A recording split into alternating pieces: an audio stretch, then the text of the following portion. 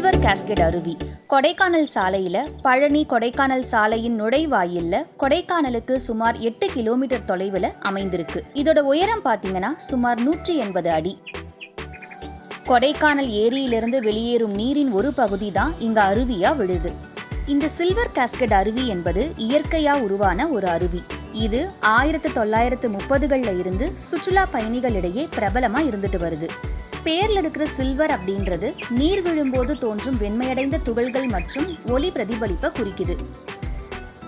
படங்கள் எடுக்க சிறந்த இடம் இது. அருவியின் பின்னணியில படங்கள் எடுக்க பலரும் இங்க வராங்க. நீர் வெள்ளையா கீழே விழும் காட்சி பார்க்கவே ரொம்ப அழகா இருக்கும். நீர் கீழே விழும்போது வெண்மையா தெளியும் தோற்றம் ஒரு சில்வர் பாட்டில்ல விழும் துளிகள் போல இருக்கிறதால சில்வர் கேஸ்கேட்னு பெயர் பெற்றது. பிரிட்டிஷ் காலத்துல கொடைக்கானல் மலையிலிருந்து பாயும் முக்கிய நீரிடையாகும் இது அந்த பகுதியில பராமரிக்கப்பட்ட முதல் சுற்றுலா இடங்கள்ல ஒன்றா இருந்தது.